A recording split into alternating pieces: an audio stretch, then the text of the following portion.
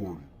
This podcast may contain spoilers from whatever TV show or movie is mentioned. Please listen at your own discretion. Welcome to Viewers Anonymous. Yo, what's going on? I am Scoots Bronson. And I am S. Foster. That's right. And you tuned into another episode of the Viewers Anonymous podcast where we give you our very own reviews and takes of movies and TV straight out of Hollywood. Before we get into it, please make sure you guys go follow us on our socials.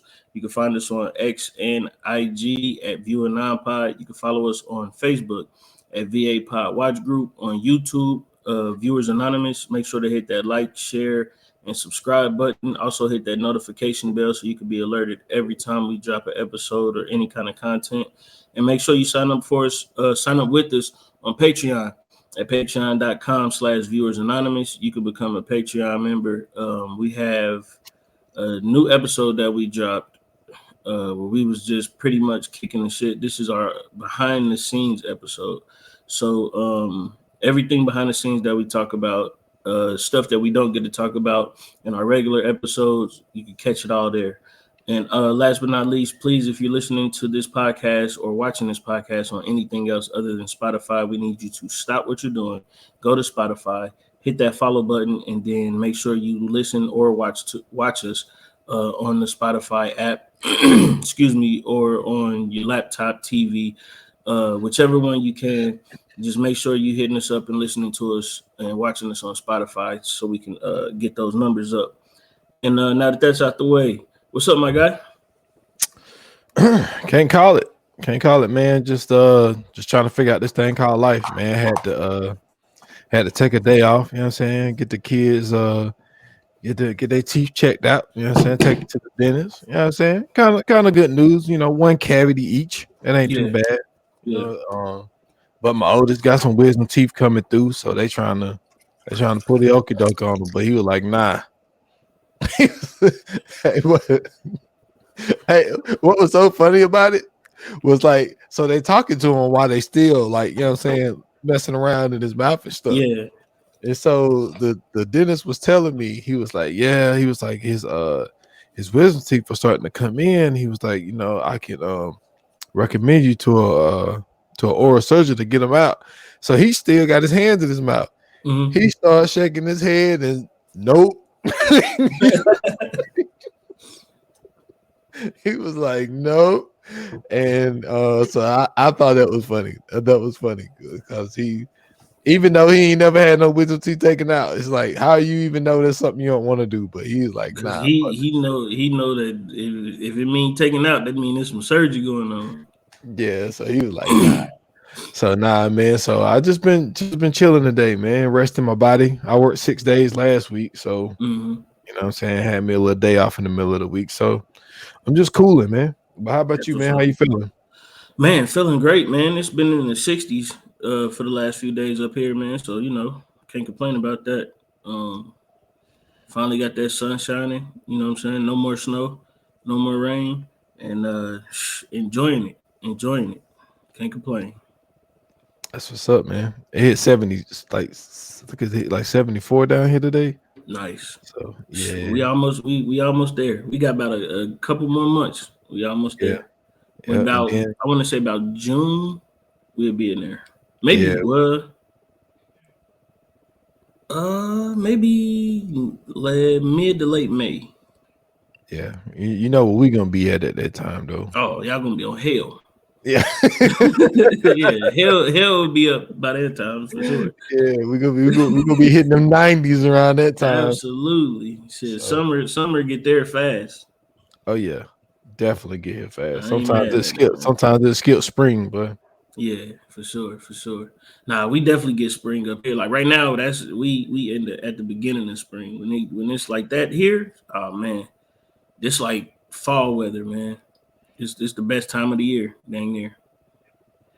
I unfortunately I like the way spring feels and look, but you know what I'm saying, we don't we don't fit. You know what I'm saying? I got those seasonal allergies. I got spring allergies, so I get messed up around that time. So I'm more partial to fall though, because you know football season. So well, yeah. Fall is number one for me. And hoodies. I get to wear hoodies, so. Yep, I'm a hoodie guy. Me too. You know what I'm saying? I could cycle through the 4 same hoodies and be straight. I ain't gotta really do too much. All right, man. Listen. This episode right here is this is right up my alley. Okay. Mhm. I am excited to do this episode first and foremost. But today we are covering the documentary Luther, Never Too Much on Max. And I believe it was released last year? I think so. And it was originally came out on CNN. So yeah, it's an original CNN production in conjunction with Foxhole, which is Jamie Foxx's production company. But so you already know how I am with music. You know what I'm saying? I've been around music my whole life. For the people who are new here that don't know, you know what I'm saying? I've literally been entrenched in music probably before I was born. My mom and my cousin almost had a record deal when they were younger. But it didn't go through because my mom didn't want to go through with it because she had, was raising me and everything else like that. So instead, she would do like background vocals for people. She would do like the ad libs for people, stuff like that. You know what I'm saying? Like she would sing hooks and stuff like that. You know what I'm saying? Just to get that music out of her. But she was really supposed to be going on tours and doing all that good stuff. So needless to say, I've been in studios, I've been around musicians and all kind of stuff all my life. My grandfather was a musician. He played multiple instruments. My dad was a DJ. So I've been around music like all my life, right? Seeing stuff like this, first and foremost, this is a documentary. I gotta say that. This is how a documentary is supposed to be done. From beginning to end, this was a fantastic documentary. It started off, you know what I'm saying, giving you a glimpse into his environment and what his life was like early on, showing you what New York was like. I want to say it was the 60s, 70s? Well, it had to be. No, it might have been the 50s. Yeah, I think it was even earlier than that. Yeah, because he went to college in '69. Okay, so it was like the 50s then. So yeah. You know what I'm saying? It's showing you what New York is like around this time. It's showing you, because I think he grew up in Brooklyn, if I'm not mistaken. He was born in the Bronx. In the Bronx, okay, so even better. Like, you know what I'm saying? Like, but it's just showing you what life is like in New York at this time, and then what life is like for him in New York at this time, right? It was some very interesting things that got pointed out that we're gonna cover on this episode for sure, that I thought was super dope, because the one thing about this documentary is this is a real tribute to him, right? This isn't like one of those scathing documentaries where it's like, yeah, he was a great singer, and the next thing you know, he was on cocaine, and then he was found OD with 4 hookers in a dirty motel in DC. It ain't none of that shit. You know what I'm saying? All that shit is out the window. This is people that's praising them. It's people that's showing them love. It's people that's, you know what I'm saying, really talking about his legacy and how amazing and great this guy really was. So not only that, I learned a lot about him too, because it was a lot of shit I didn't know about Luther Vandross in this. So let's go ahead and get started. They start off early on where they talk about how him being at a young age, he was so entrenched in music and in love with music because he would watch the Supremes and the Temptations on the Ed Sullivan Show. And he loved it so much that instead of like him getting like whoopings or something like that, like his mom would be like, yeah, well, if you don't, do what you're supposed to do, you're not gonna watch the Ed Sullivan Show tonight. And he'd be right on it, like, oh yeah, no, I got it, don't worry. So first off, this is the question I have for you. Like, what did this documentary do for you as far as your view of Luther Vandross? Well, honestly, it did a lot, for the simple fact of seeing like the early on stuff and seeing and appreciating the grind. I don't think people like the type of grind that they show you that he went through before we really understood or really even knew who Luther was.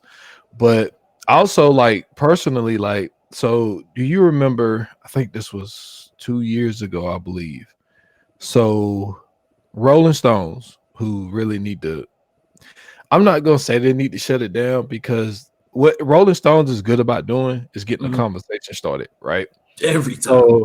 So they did a list. They did a 100 like top like vocal. Oh, the greatest vocal, singers. yeah, Yeah.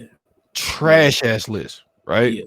So Well, I mean, everybody that worked there is like 24 now. So like, yeah. So I'm thinking, all right, I'm not gonna do 100. So I did 50. So I did on the 28 minutes or less, I did 50. Right. Luther Vandross was number 4 on my list. Right. All right. Like, so that just tells you like how high on the totem pole I feel that he is. And so to see what I was watching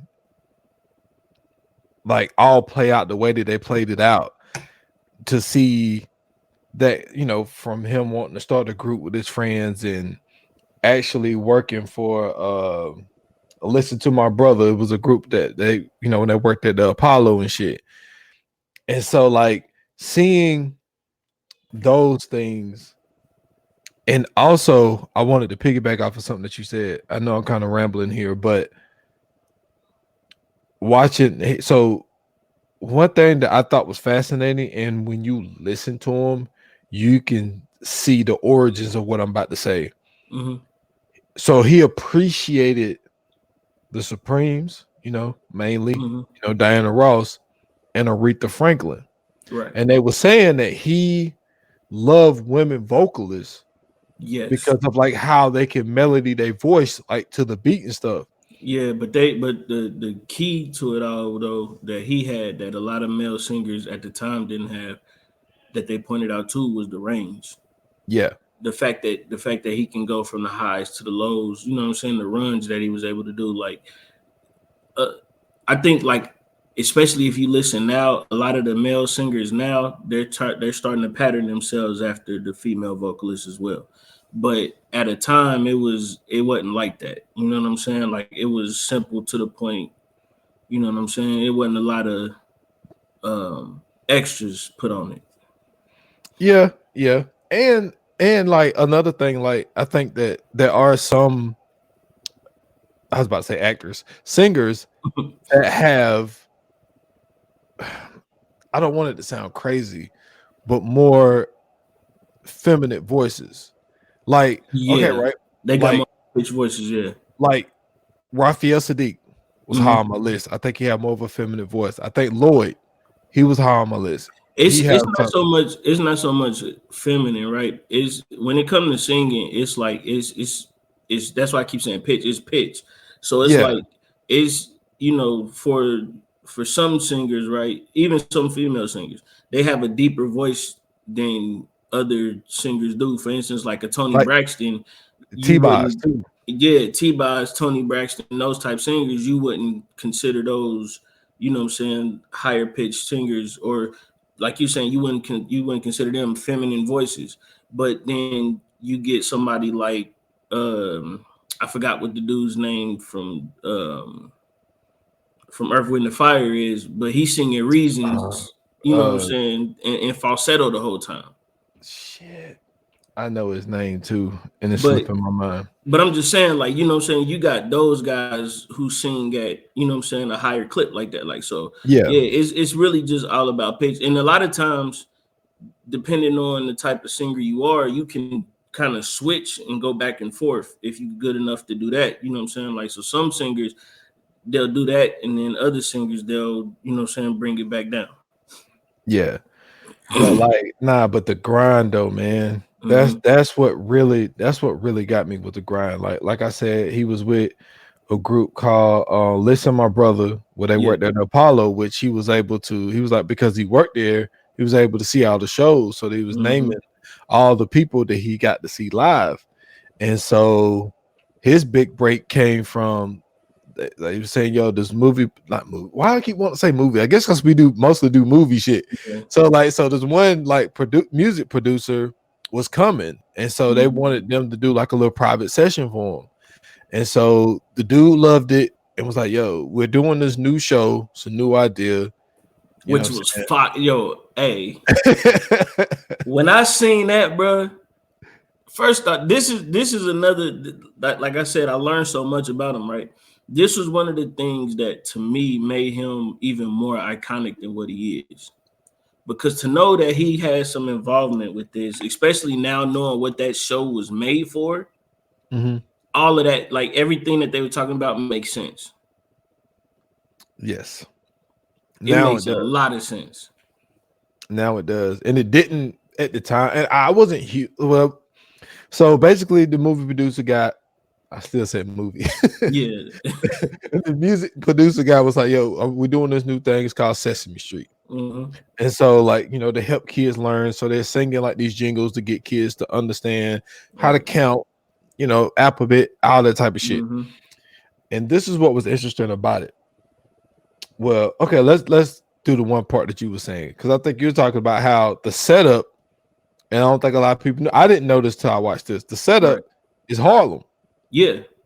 I didn't know that. Not even that too though. Like not even that too though, right? Like so when they was talking about that never played in my mind, even figuring out what Sesame Street was made for. Sesame Street was made for urban kids to have some sort of a learning tool to learn numbers and letters and stuff like that, because of, you know what I'm saying, like some of them wasn't going through school. You got to remember, like it's a lot of poverty and shit going on. This is for like the kids of the projects, the kids of the hood. You feel what I'm saying? So like when it came to that, and then they start talking about, when you really look at what Jim Henson was doing, all of that shit mimicked Harlem. I'm like, oh shit, it fucked me up, because I was like, I never thought about, you know what I'm saying, like that being basically a scaled down version of Harlem. Yeah. But and now, like when I think back on it, it makes sense, because like they sitting on stoops, you know what I'm saying? It's like brownstones and shit. Like all of that shit makes sense now. Yeah. Now seeing that it does, and then also learning can be boring. Yeah. So they, you know, it really is, you know what I'm saying? Black people, we spice everything up. Facts. So they spicing up, you know what I'm saying? Just counting the 10. You know what I mean? We never heard 10 being counted like this before. You know what I'm saying? So they're doing it all in a way that makes it fun, to where it's like, yo, it's not so boring to learn the alphabet now. Right. It's like for them to spice it up.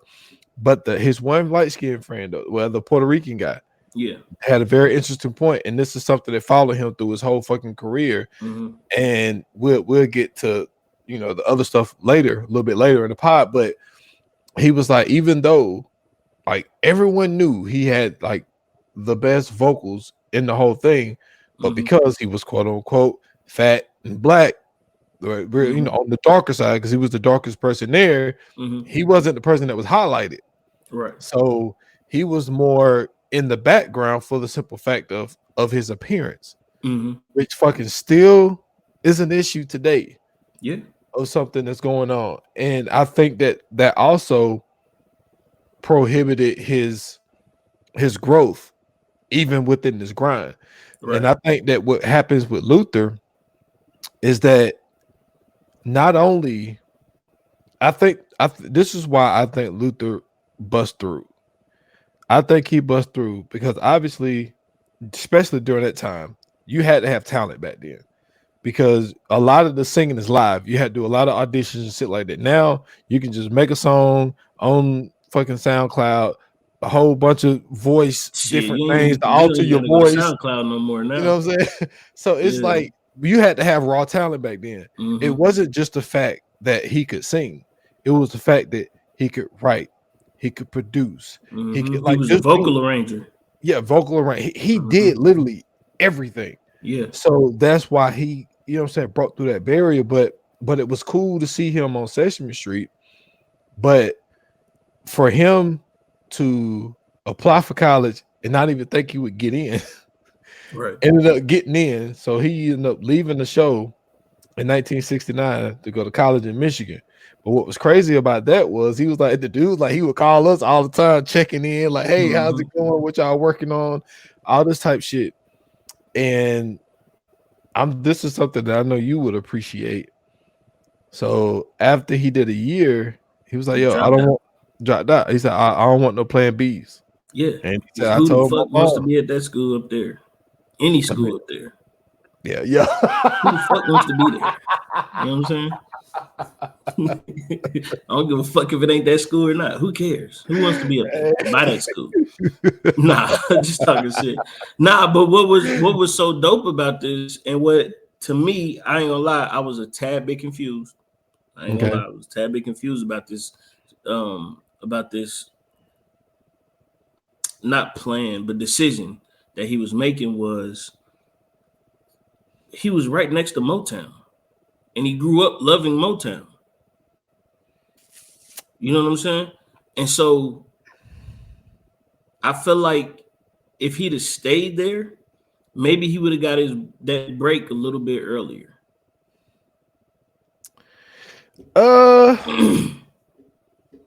Well, with the type of not early, because his sound was just a little bit different. Well, that was later on. That was later on. Because like you gotta remember when he was starting off, he wasn't making music yet. Well, yeah, he was just writing it, but he wasn't making music yet. And I feel like if he'd have had that opportunity to go to Motown and possibly get on there, we would have had Luther a lot earlier than what we ended up getting him. Now, don't get me wrong. I feel like God's plan is God's plan. You can't fight that. But I feel like just in me, when I heard where he was at, I'm like, damn, bro, he right by Motown. Like, why he so eager to get back home? But it made sense too, in a way, because he was already doing something there. So he already had something in motion. So it made sense why he was so eager to get back, for sure. But I do think that the good thing about him not going to Motown was because I think that the interactions that he ended up having, was way better. I don't think he would have been necessarily the guy that he would have been if he didn't go through it. So you know, he goes back, like no plan Bs and shit. Real quick though, before you go, real quick, bro, because it's one thing in this documentary that I just watching it, I realized something about Luther Vandross, bro. You know, like growing up, you've heard this nigga's music your whole life, so like, it ain't nothing out of place, like hearing the songs, right? But when you see this nigga performing the songs, it's a different vibe. It's a totally different vibe. I didn't realize like this nigga, him singing is effortless. Yo, the never too much fucking video. No. Fuck that video. I'm talking about him live. Him singing live. That too. That shit is. Did you hear when he was singing in rehearsals? Yeah. He wasn't singing. I want you to know that. He wasn't singing. That was just like it was like talks like nigga, that shit sounded amazing, my nigga. That shit sounded amazing, bro. I don't think people really understand, bro, how difficult that is to just. I'm talking about not giving it effort. I'm talking about he just running through shit just so the show could be right. He not singing for real, and this nigga sounds this nigga sound like the record.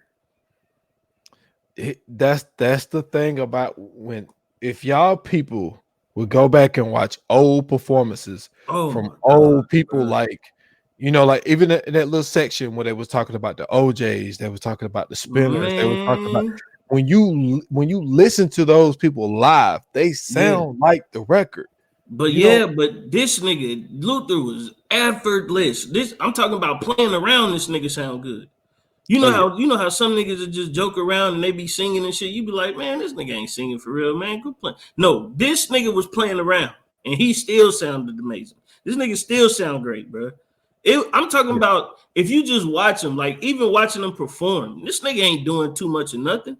He ain't doing no crazy movements. He ain't doing nothing. He ain't doing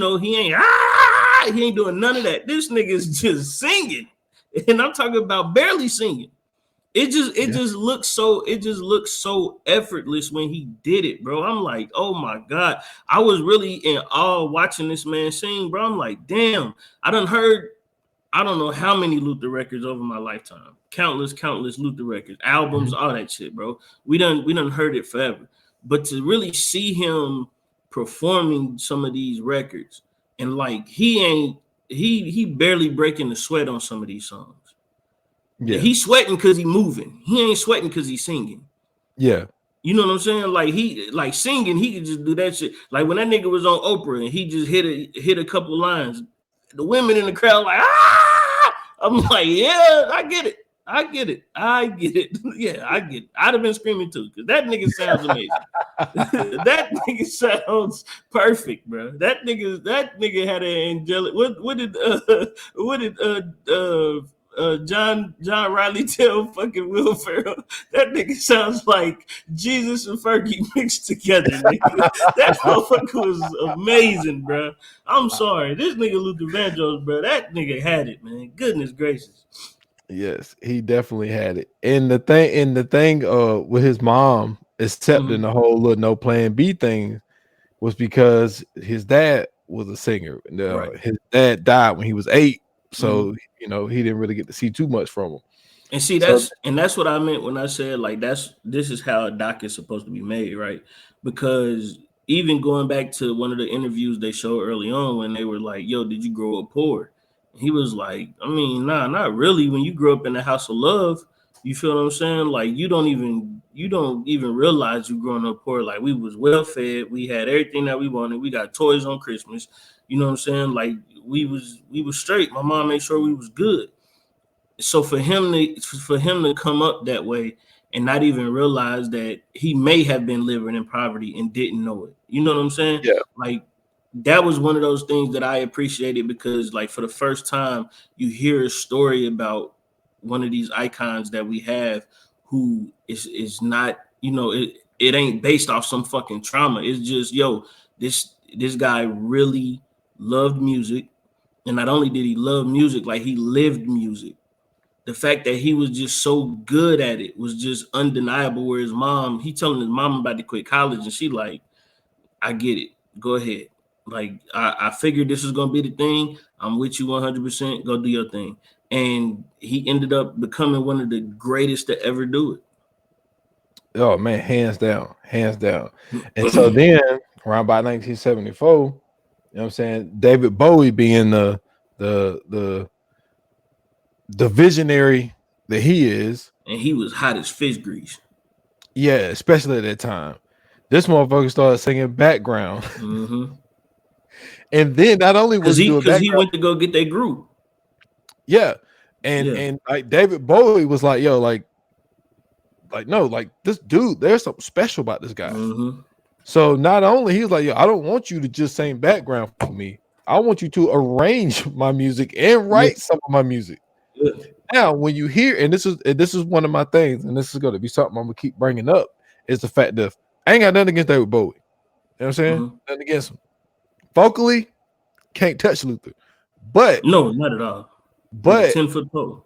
But but at the time, David Bowie knew, like, yo, the people are feeling me.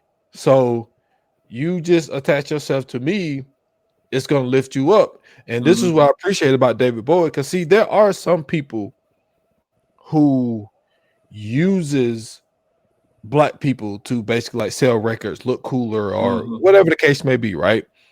What I think that's different about David Bowie, now David Bowie had done this shit twice. You remember David Bowie also told MTV if they didn't start playing black artists to stop playing his music.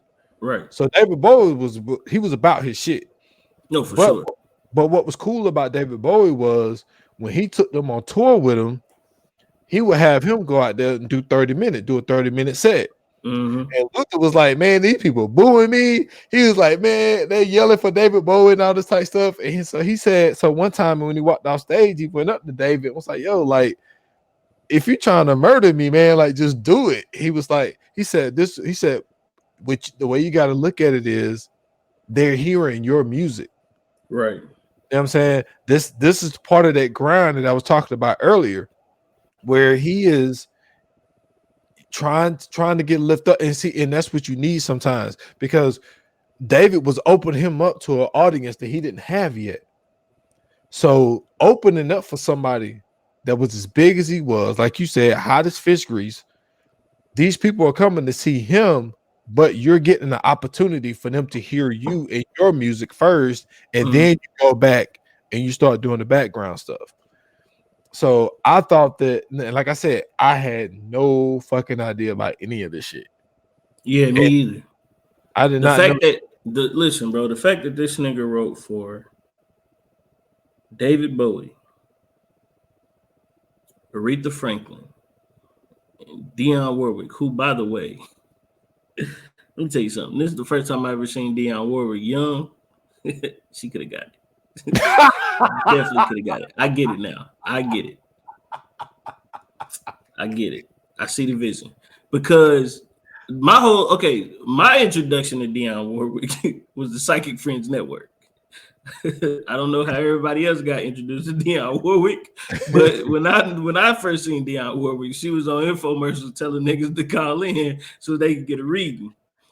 I didn't even know she was a singer at first. So my mom told me one day, like, yeah, Dionne Warwick can sing her ass off. And I'm like, who, the psychic lady? She like, yeah. I'm like, okay, sure. So I go back, I'm listening to some Dionne Warwick shit. I'm like, oh, okay, she got that Motown vibe to her. All right, respect. Well, then I found out, she Whitney Houston's auntie. So I'm like, yep. Okay, I'm starting to see what's going on here. But anytime I've seen her, she's always been older. Yeah. Right. Finally, in this documentary, I see where she's younger, and I'm like, okay, yeah, for sure. I get it. Okay. I get it. So she's all right. So yeah, definitely. So Luther, and his group, which was called Luther, and so they did a song, they got some shows or whatever. Mm-hmm. So then all of a sudden, and this is somebody that I didn't see young, mm-hmm. that I didn't know he worked with. I know this is gonna sound crazy, but back then, Bette mm-hmm. Midler could have got it. Oh, I forgot about. Oh man. Okay. So it's a scene in the documentary. It's a scene in the documentary where they first show Bette Midler. And she's jumping. Okay. Yeah. I was not paying attention to her face, so I didn't know who she was until they named and they said Bette Midler, and I had to look up finally and see her face. I was like, oh shit, Bette Midler. I did not know Bette Midler was stacked like that, bro. Back in the day, Me neither. Me neither, bro. Hey, man. Bette Midler, prime milk. Hey, so he went on tour with her mm-hmm. and did background with her. Yep. Then I didn't know this. And you tell me, did you know this? Mm-hmm. He wrote songs for the Wiz. No idea. Can you feel it? I didn't know that. I did not know that. Okay, that I knew. That part I knew. At the end where they killed the evil witch, can you feel a brand new day? Yeah, that's the Luther Vandross. It sounds like him. Okay. Well, I only watched the Wiz that one time when you was that's the problem. See, that's on me. Like you was like, yo, you need to watch this shit. You need to watch it again. Just because of that. You need to watch it again. So then I didn't know this. Oh, real quick. Fun fact. This ain't got nothing to do with what we talk about because you brought the Wiz up. Nah. Because I just found this out. And this blew my fucking mind. Okay, so do you remember in the Wiz where they running from the dude with the little that part? Was that the part in the tunnel? Yeah, okay. And the dude come downstairs with the thing, and he got the little bouncy things. They grow, and then they gotta fight them. But it's the little sound that you know what that's from? No, that's from Roots. Oh, didn't know that. Never knew that shit. I just found it out the other day. But all right, we can go on. Just wanted to throw that out there because we brought that up. Oh, no, cool. I didn't know was on all the songs of Cheek's albums. Yeah, No fucking idea. No, I didn't know. I didn't know the founder of Chic was in his band. The dude with the dreads. What's his name? Nigel. I forget what his name Hold on, was. I'm gonna go ahead. I'm gonna tell you. But yo, I was like, did not know. Yo, I fuck with Sheik. Yeah, They got some bangers, and I had no idea that this Nigel. I'm sorry, Nile Rodgers. Got you. And that's what I'm saying. It was a grind, bro. Mm-hmm. Like it wasn't like Luther Vandross came onto the scene, even though he had all the talent in the world. Yeah, he did all of this fucking background. No, but did you hear how they recorded their first song though? You talking about Sheik? Yes. Hold on. So they are on tour. I want to say that was the tour with David Bowie. They on tour. In the middle of their tour, while it's an intermission, they leave. They go to the studio, and they are recording the song during intermission of a tour. Luther Vandross comes over with a few singers and shit that was on tour with him, and they are recording the whole song. Get done and go back to finish the concert. Nah, did not know that. But none of it surprises me though. Yeah. So then, like I say, Luther ended up, it's like, to get more money to start doing, because eventually he wants to do his own music, right? So what does he do? This dude start doing jingles. Oh man, I don't remember no. Really? I do not remember. Yo, he was doing jingles for a minute, bro. Apparently, bro. The Miller, he did Miller Lite, Geno's Pizza. Man, that nigga did Juicy Fruit bubblegum.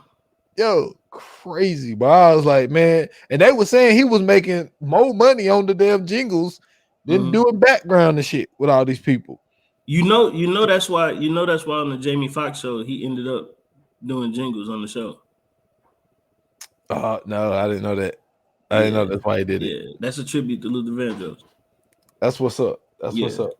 So then he started doing that. So then this is why I think the turning point came for Luther, and you tell me if you agree. So then he started working with Roberta Flack. So he go on the road with her, doing background with her. Mm-hmm.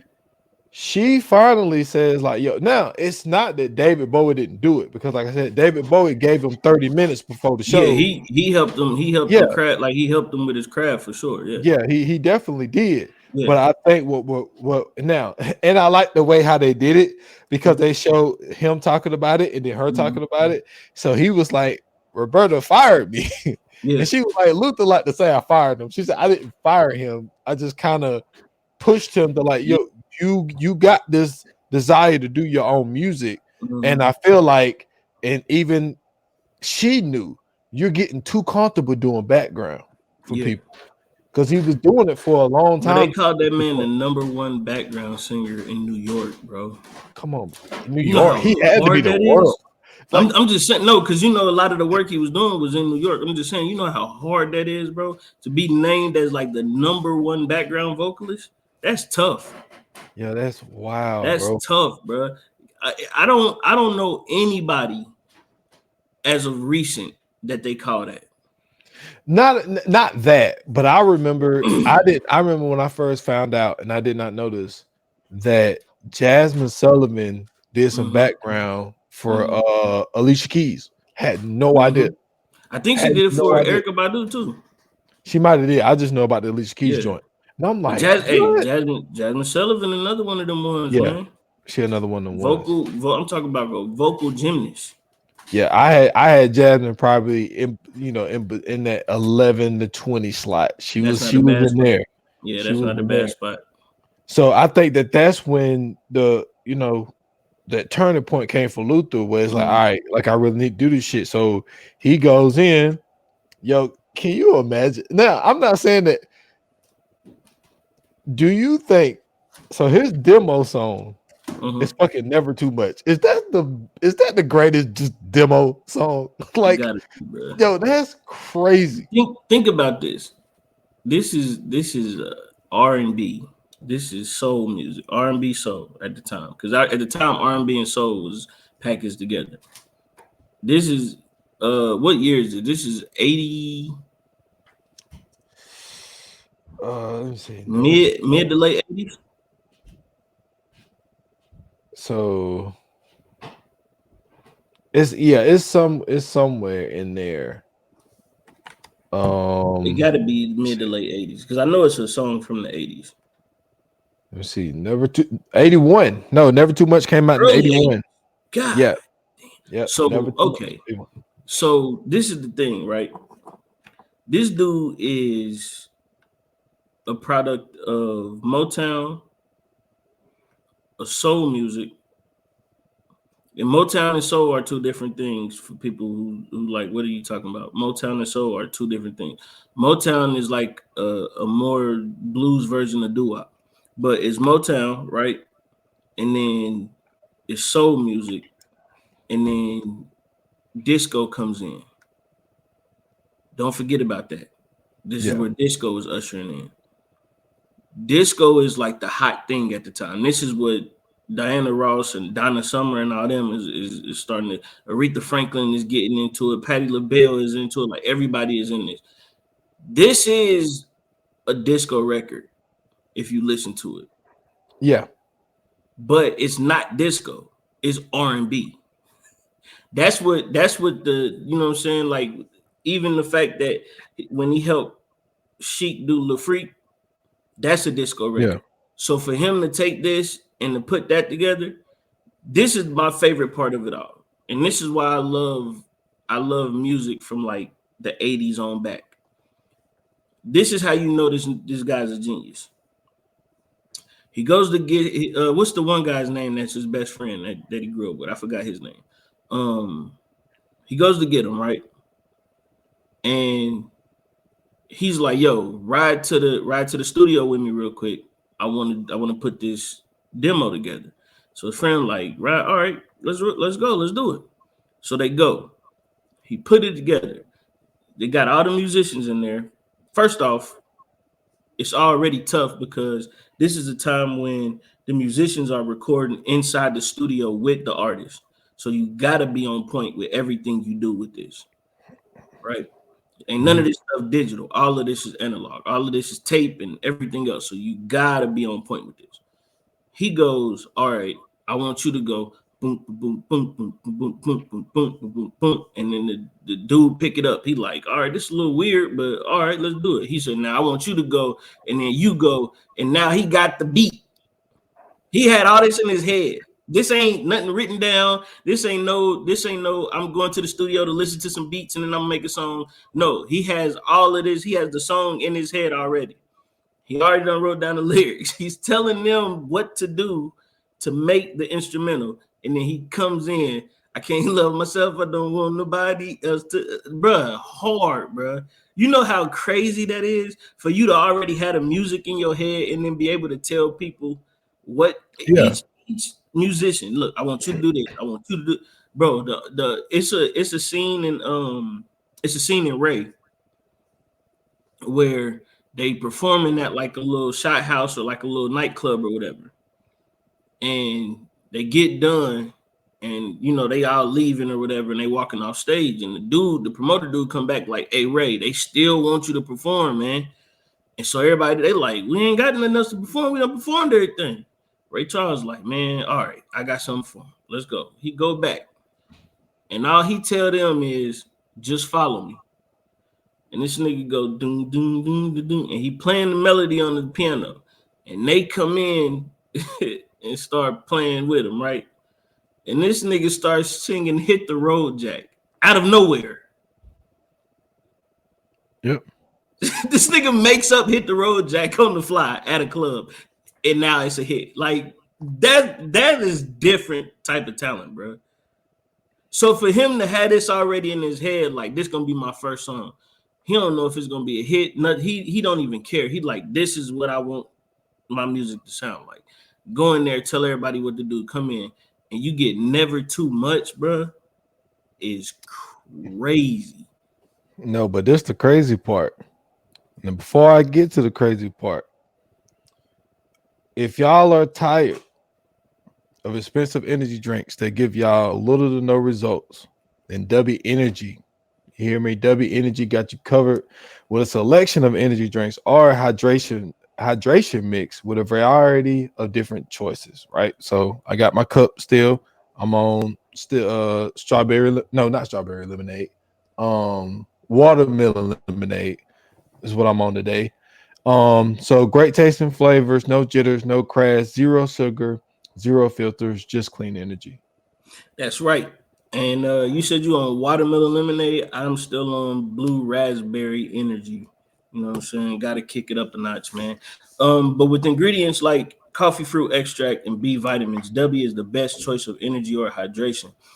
You can even get a cool shaker to mix your drink in, like the ones we just showed you, with designs inspired by creators, anime, and even video games. Head over to w.gg and use code VAPOD for 10% off your order. That's w.gg using the code VAPOD for 10% off your order. Fuel up and stay focused with W. First off,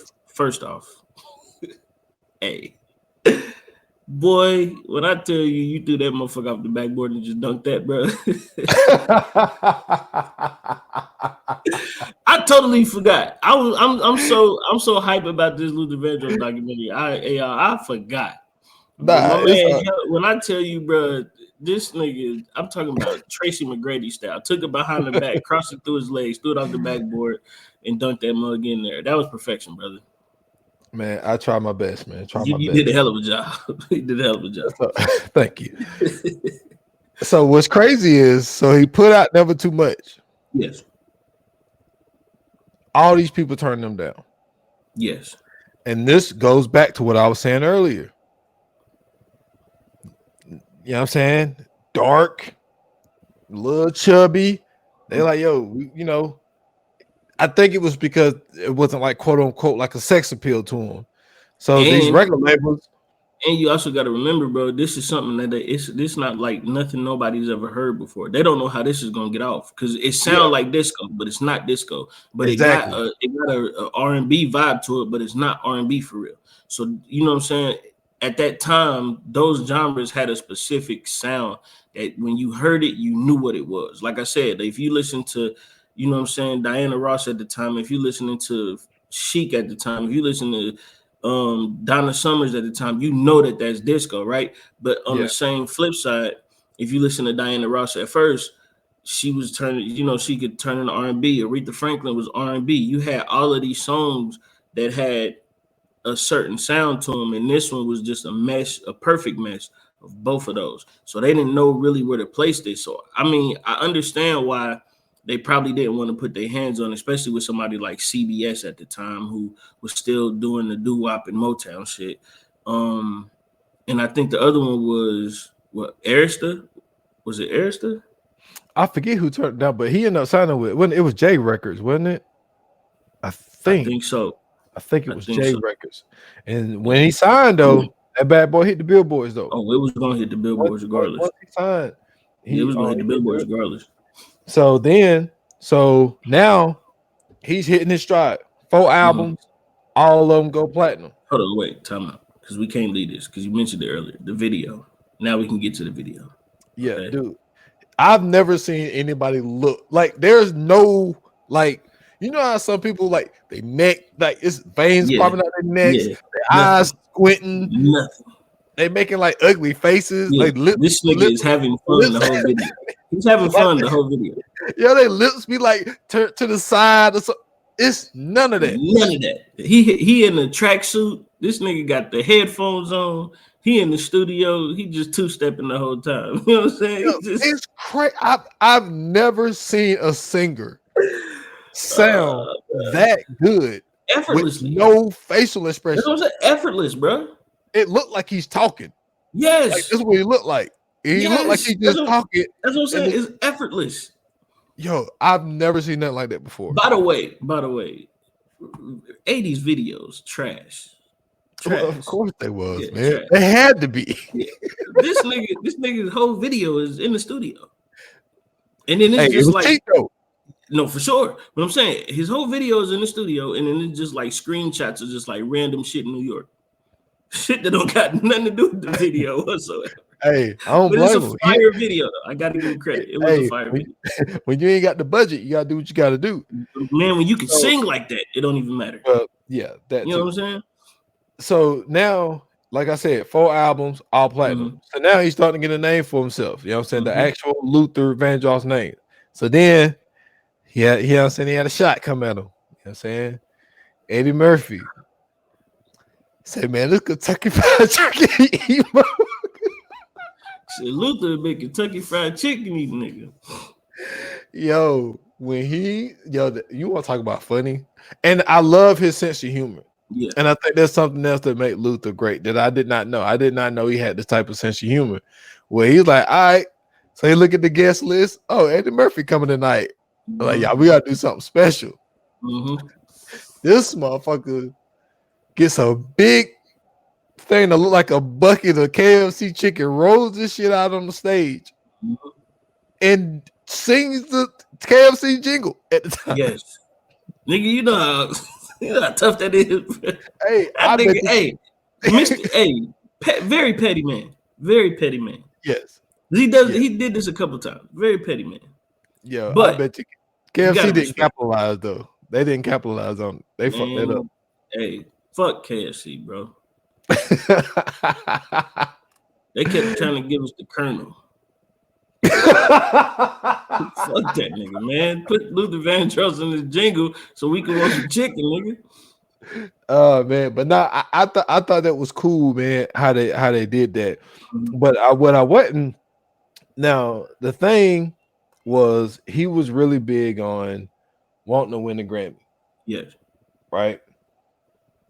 He had some fails, and I'm not mad at. It was two some of them winners though. I wasn't mad, but he lost to like Stevie Wonder. Yeah, the one where he lost to James Brown, Living in America. He should have won that one. He should have won that one. I'm sorry. Nigga, Living in America was a fucking mega hit. What are you talking about? Get that out of here, man. No, the one that he lost to the light skinned nigga that looked like he was in the Barge. Man, that was the Barge. That was not the Barge. Yes, it was. No, it was not, bro. No, it was not, bro. That nigga's name is hold on. I could have swore that was the Barge, man. I could have swore it was. No, I promise you that's not El DeBarge or the Barge. First off, the Barge is a group. Well, remember the one that went solo? Chico. But I didn't know this. One of the brothers was in Switch. Had no idea. Yeah, El DeBarge. I did not know that. It's El DeBarge. The Barge is the group, and then it's Chico DeBarge. Okay, Hold on, I'm about to tell you who this nigga is, and when I tell you, I was so distraught in finding out who this nigga is, bro.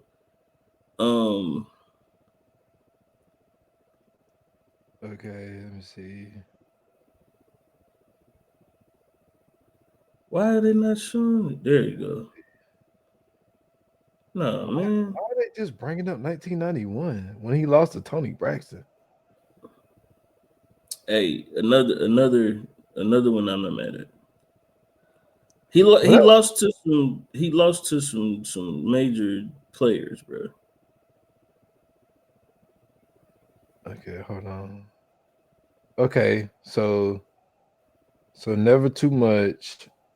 Oh well, man, I thought they don't give me the people. I'm about to tell you, bro. So it just said that he was nominated. It don't tell me who was all in it.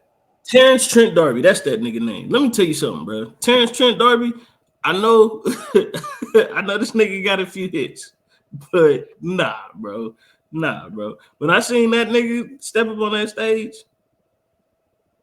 I wasn't fucking with that nigga, bro. Terrence Trent D'Arby looked crazy stepping on that stage, bro. The nigga had eyeliner on.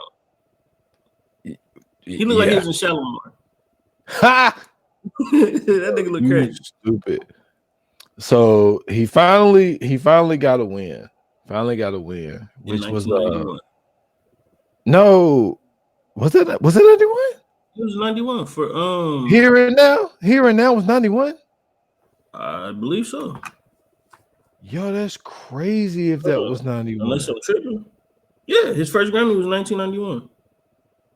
Yeah, Because that's he had crazy. 9 nominations before that. So he wins for Here and Now. Which is a banger. It is a banger. Here Let and me tell Now you is in my top 5. Let me tell you something. If you're a kid that was born anywhere between 80 to 89 and you was asleep at one point in your life and woke up at 3 in the morning, you heard Here and Now on some little commercial that was selling the R&B compilation hits. Yeah, Here and Now is in my top 5. But this is something that Luther did that I don't know if anybody. I only heard one person who. Now this is the thing though. The person that they covered was hard. When Aaliyah did the Isley Brothers song "At Your Best," that's the only one where I was like, "Hey, but I don't know, but it's a toss up." Because I love both versions. I was like, "Yo, both versions of these songs is fire." Because I told you the Isley Brothers is my second favorite group of all time. Right. Aaliyah is just that chick. You know what I mean? She's nice. And that was a toss up. But now, my favorite Luther song, I don't give a fuck about the Carpenters. You know what I'm saying? Nobody does. I don't care nothing about y'all. Y'all wrote a good song though. Nobody. I give you that. I give you that. They wrote a good song. But boy, Superstar. I told you a lot of Luther's hits, some of them motherfuckers is covers. Well, yeah, that and House Is Not a Home, which was Dionne Warwick's song. And man, you want to talk about, hey, I don't give a fuck, man. I could be emotional. Music make me emotional. Yeah, man. When she said when they was it an award show? It was some kind of show, and she said this was the first time that she heard him cover her song. A House Is Not a Home, bro. Like just seeing the emotion, and she was like, "Yo, like that version of my song, like mine don't even exist no more." She was like, "He did that shit so fucking well." Yo, that's crazy. That's his song. Like, yeah, exactly. She knew that.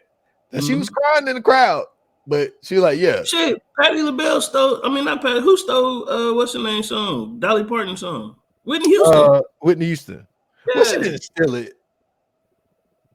Man, she stole that motherfucker like Jordan in the playoffs, man. She took that motherfucker from Dolly Parton. Niggas didn't even know Dolly Parton made that song. True, but Dolly still got paid. I'm sure she did. That's why I said she didn't steal it. Shit. It just you know what it is? It's kind of like when like if you like search it, if you just search the name of the song, like Whitney's gonna pop up. Every time. Dolly's ain't gonna pop up. Dolly Parton is a little fine print. Yeah, no, Dolly Parton is when, and this is where, oh man, I'm so glad we brought this up.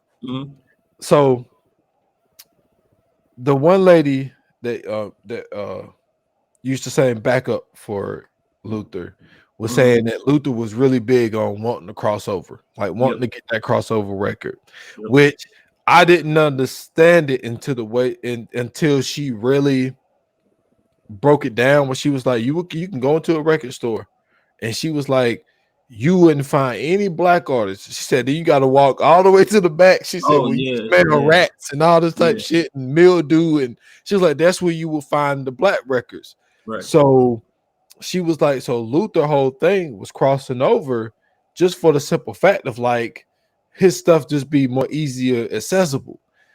And to think about how they did black artists back then to make you feel that you needed to cross over. Because my thing is, if you make great music, see what's different between the time now, like we can just go to Apple Music and we can find whatever we want. But back then, you know what I'm saying, you had to go to the record store, you had to go buy this shit. Like I'm still, we in the middle. You know what I'm saying? We went through that, you know what I'm saying? Where we had to go somewhere and actually buy a physical copy of an album. Mm-hmm. And for them to do black artists like that, like Luther wanted to cross over just to really be more accessible. Just you know what I'm saying, so people could even find his stuff. So the one thing that he didn't do, at least I felt like he didn't do, I don't think like at that time in his career, I don't think he was making songs to necessarily like I don't feel like he sold himself out to crossover, if that makes sense. Like I still think that his music was kind of at least true to him. You know what I'm saying? Before he did the one record where he ended up winning, well, getting the #1 record. Yo, it's crazy to think. I think all his music is really true to him, though. You know what I'm saying? True. And his #1 record and the record that he's known for, I don't even have that in any of my playlists. Dance with My Father. It's not that it's a bad song. It's not that it's a bad song. It's not like that. It's just I'm gonna be honest with you. That was so late in his career that, because I remember when that song first came out, I had a friend, really not even a friend. I consider him a brother. His name is Robert Thomas. We grew up together. And when I tell you, like, so he grew up with his grandma. And this dude, bro, old school music head to the fullest. Because, of course, his grandma was, this dude loved Luther Vandross. Mm-hmm. When Dance with My Father came out, matter of fact, when Excuse Me Miss came out, he was two-stepping in his driveway listening to Excuse Me Miss in his headphones. You know, that was the first record that he, because you remember when he signed with Clive Davis, and he was like, "Are you willing to do what you don't do?" Because Luther did his own songs. He said, "Are you willing to have some outside help?" And that was another hit. That was that song. Are you serious? Excuse Me Miss was a bang. That shit was on 106 in Park, my nigga. Yeah, did you see what he was dressed? Yo, that was a wild time, boy. We look sick. You got a denim outfit on. With them sunglasses. And he had the blade haircut. Yeah. Yo, that was a sick time. But that nigga was on 106 in Park, bro. No, that shit was a banger, bro. I mean, if you play that, that right now, you play that right now, it's still a banger. For that time. But yeah, I mean, with like, bro, this is what you gotta understand. Like me, I'm, you know what I'm saying, superstar, house is not a home, here and now, give me a reason, wait for love. I'm that type of Luther guy. You know what I'm saying? You're not just gonna skip over. But If This World Were Mine? No. The what the fuck is that shit called? If Only for One Night. That's my joint. It's the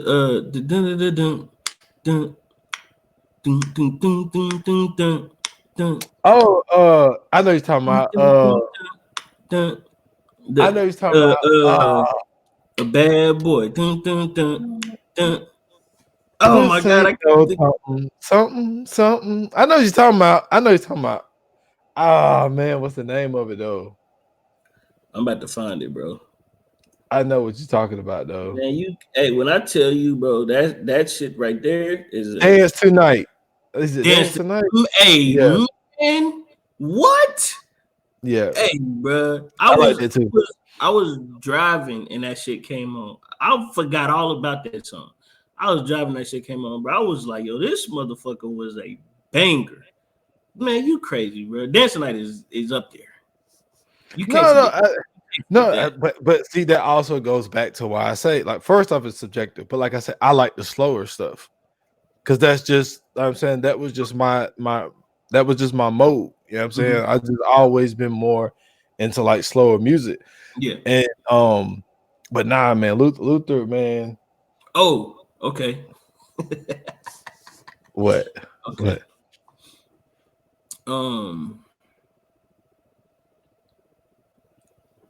You Isley Brothers fan, right? Yep. Real quick, I gotta ask you this because hold on.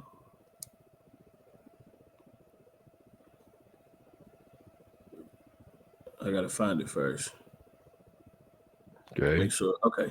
Groove with you or Footsteps in the Dark? Footsteps in the Dark. Really? Yes. Oh yeah, you tripping. All right, let's go. Let's move on. See, I told you, man, like that. No, but my Over favorite Groove song, with you? yes. Hey, But Groove with you I is tell, mine. I like I tell Atlantic. you, yeah, Voice to Atlantic. But my favorite song is Mhm. is Make Me Say It Again, girl. That's my Okay. shit. But Okay. that Summer Breeze is hard. Summer You know what I'm Breeze is saying? fire. Summer Breeze is hard. For the Love of You, you know what I'm saying? So do you, Like, okay? Are you Isley's fan for the like for a certain decade, or like are you a Isley's fan? well, it was. I mean, obviously, the 70s is more, but I know you're talking about more. You're talking about more of the Contagious, like you're Contagious, No, like when. hell no.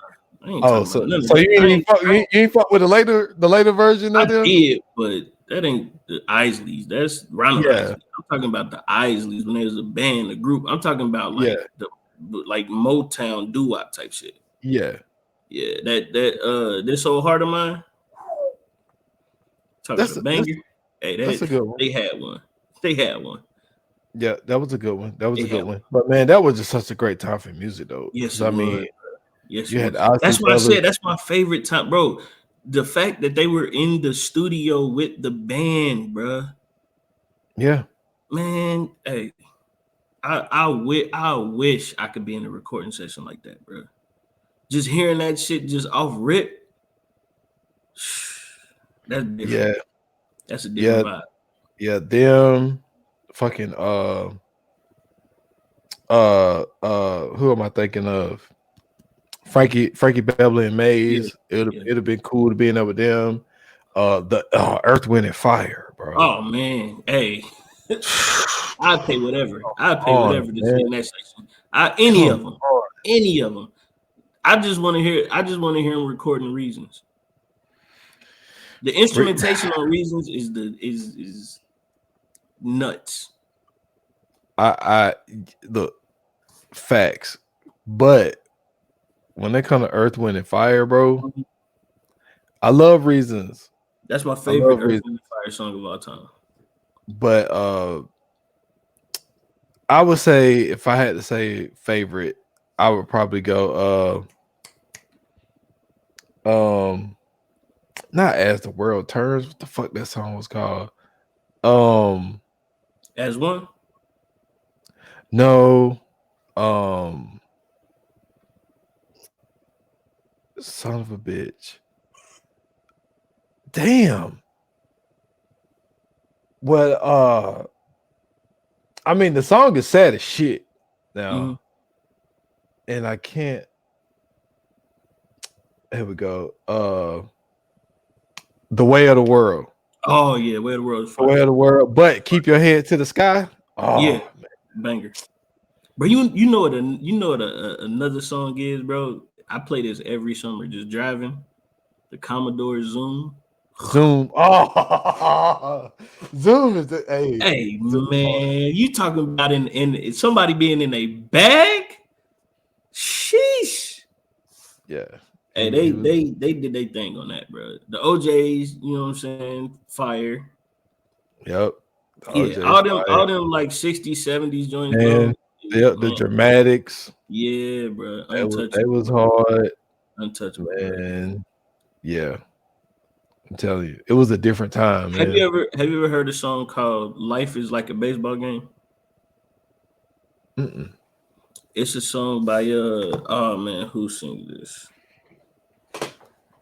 Not for nothing. I tell you, why you looking for that, boy? Yeah, The spinners. Spinners is hard too for sure. Spinners has some joints, boy. Spinners has some joints. Oh my god. It's originally by a lady named Sister Winona Carr, right? In 52. But the Intruders redid it. That version, banger. Primo.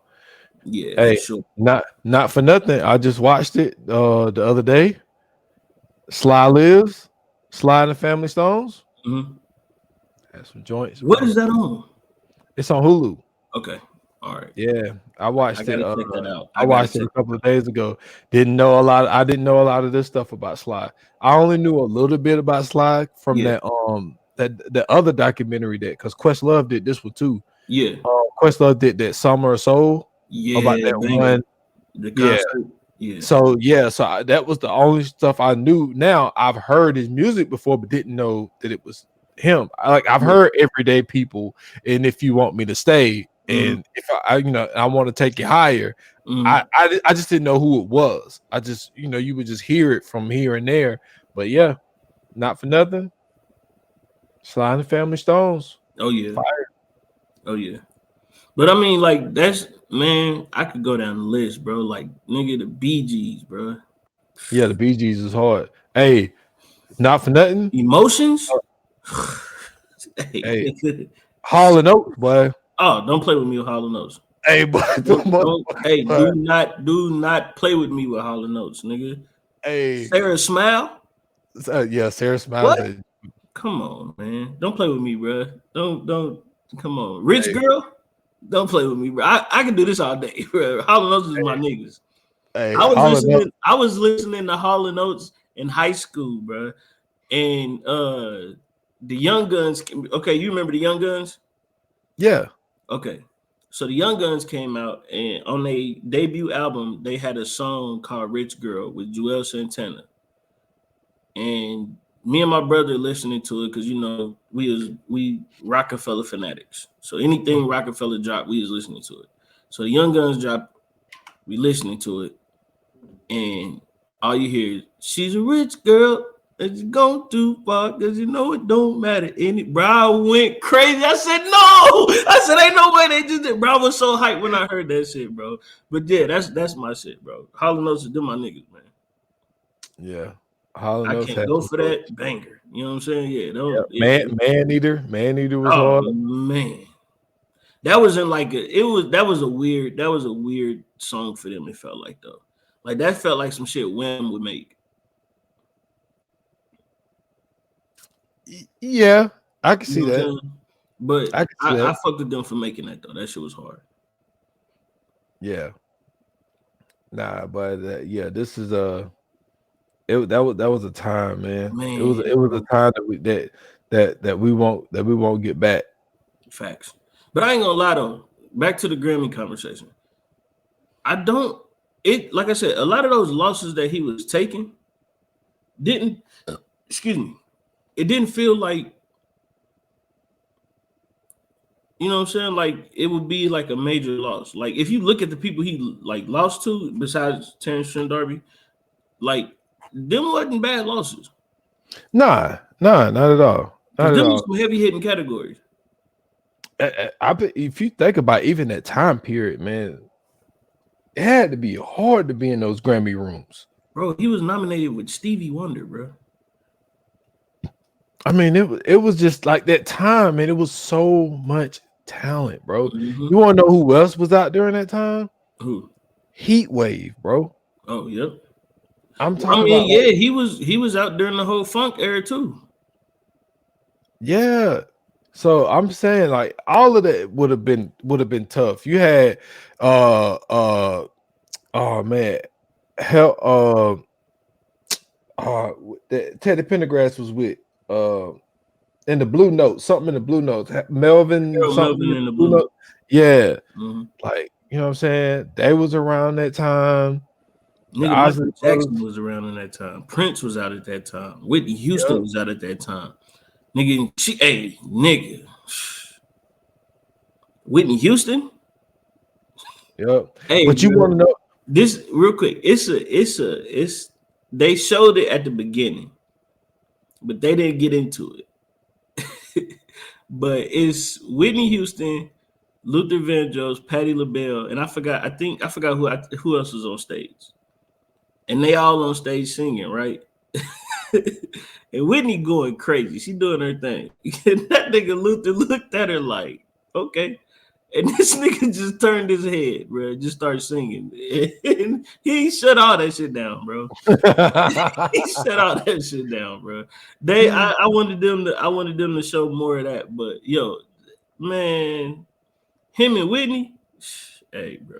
Hey, now him and Mariah that on the dot. Yeah, that duet was nice. Yeah, Mariah Carey is cool. Don't get me wrong. She has a good voice, but she ain't touching a lot of people. I just want to say that. Mariah was a little bit overhyped. That's interesting. Just being honest. She was Tommy Mottola's little sweet thing for a long time. Don't forget that part. But yeah, Mariah Carey was very overhyped back in the day, bro. Can she sing? She can sing her ass off without question. Yeah. That's not. I'm not saying that. What I'm saying is, you know, it's some people that could have got her up out the paint easily. Okay. She just had that high note. Yeah.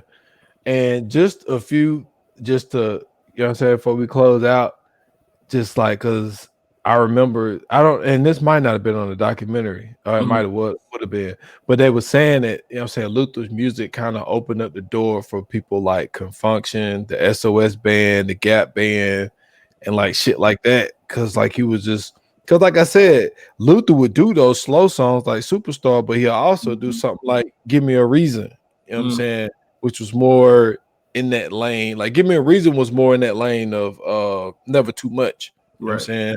It was more in that, but like I think it helped. I think it helped to be helped to make those songs a little bit more acceptable for labels to go accept, like take and kind of get behind. Yeah. But if you really know like those bands was funk bands, bro. Yeah. You know what I'm saying? And the fact that they was able to turn that from, I mean, shit, Earth, Wind, and Fire, same thing. You know what I'm saying? Ohio Players, same thing. Slave, you know what I'm saying? Lakeside, like all of them. You know what I'm saying? Most of them that I know come from where I'm from. They come from Dayton. So, you know what I'm saying? I know a lot about them. But shit, Roger and Zapp, you know what I'm saying? Like all of those bands, shit, the Isley Brothers was doing funk, Bootsy Collins and them, like all of them was coming out Ohio doing their thing. And with that song, like songs like Never Too Much, you know what I'm saying? Like kind of skidding away from the disco a little bit more in the R&B, and them having that funk background, but still taking that a little bit into R&B. Yeah, I think he definitely helped them out a lot with those type of songs for sure. I wouldn't be surprised if that was one of the main reasons that, you know what I'm saying, they was able to get the backing that they had for sure. Yep. Facts. But I mean, hey, listen, his resume, man. I mean, bro, producer, vocal arranger, writer, singer, shit. Anything involving a song, conductor, like all of that shit. Anything involving a song, he was all of that, bro. Like that is a different beast. That's a different animal. Like icon for sure, bro. So first and foremost, rest in peace to Luther Vandross. Like, you know what I'm saying? Definitely gone, but not forgotten for sure. And that music, and it's one thing for when people say, like, yeah, man, the music lives on. Nah, his music is gonna forever live on. Half of y'all was made to Luther Vandross. Don't forget that part. You know what I'm saying? But are you ready to go into the Fire Flames, man? Yes, sir. All right. Yoga Fire, Yoga Flame. Can I go first? You got it. 5. Okay. That's it. 5. All right. I rate document like I'm really, I think you know this, very harsh when it comes to documentaries. And for them to cover some things that we didn't mention today that don't need to be mentioned. And I was, first of all, I'm proud of us for not even mentioning some of the stuff. Oh yeah, I was trying to, yeah. Because he was super irritated about two things he was really super irritated about. Well, and not only that, bro, like his accomplishments in music meant a lot more than those, you know what I'm saying? Like those things. Yeah. The stuff that he did was way more important than even talking about that. Yeah. And so I would just mention that there were some things like there was some they put the negative stuff in here too. Of course, which they're supposed to. We didn't speak about, and I'm going 5. Yeah, I'm going 5 with the information, all that stuff, man. The way they arranged it, perfect. They did a really great job with it, man. I'm giving it a 5. Yeah, they did everything that they're supposed to do with this doc. Even adding that toward the end with everything that, you know what I'm saying, was going on later on in life, like just dealing with all that. Like, I think that's what really, that to me, that was like the cherry on top. You know what I'm saying? Yeah. To even have that in there and to show the full range of his career, his life, and everything. It was, but that was an amazing documentary, bro. Salute to them. And shout out to Jamie Foxx as well, bro, for getting involved in that and making sure that, you know, they did portray his career and his life the way that it was supposed to be portrayed in that documentary. Yeah, I agree. Let's get to the coming soon. Let's do it. Coming soon to own on video and DVD. The next episode, man. This is a cult classic. I would say hood classic, but I don't even know. I know a lot of people in the hood who ain't never seen this. Yeah, this might be the funniest independent movie of all time. Facts, straight facts, because of Eddie Griffin. That nigga. Hey, boy. Yeah. But say we got to shout out Master P because it's. Oh no, yeah, it's because of Master P that this film came out. But when I tell you Eddie Griffin put on the show in this joint, clinic. Yeah, for sure, he did his thing. The movie we are talking about is called Foolish, starring Master P and Eddie Griffin.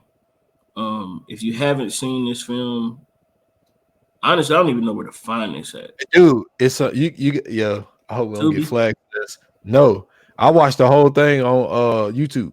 The whole movie's on YouTube. Okay, cool. It's under YouTube Movies.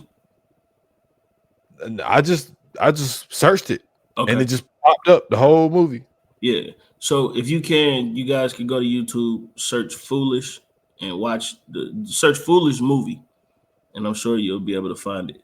When I tell you, bro, this is a great piece of art. Yes. There's one particular scene in there that's my favorite. When he in the apartment, ironing the shirt, and Master P is about to come over. Yeah, and old girl come out. Oh my god. Oh man, of course, man. Hey, as a kid,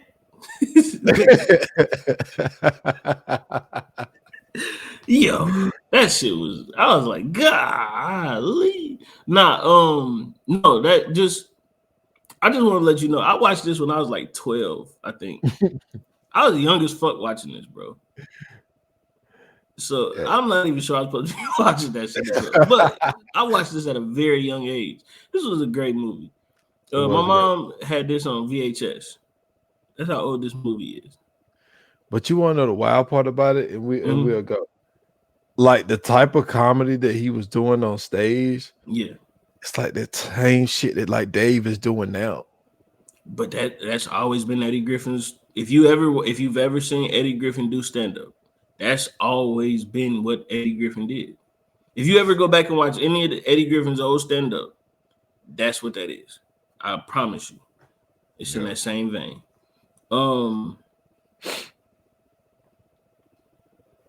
Man, blacked out real quick.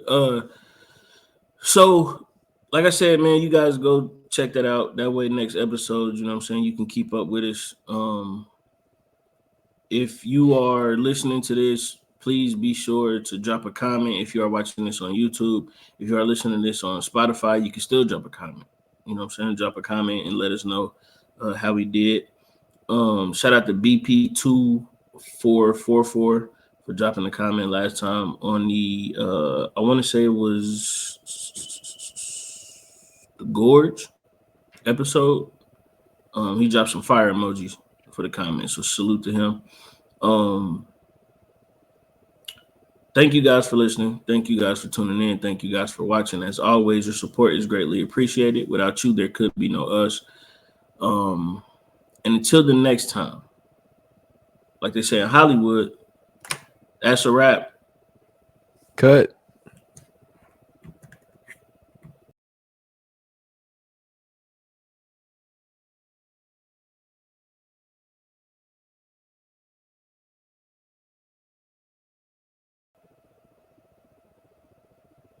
That was good.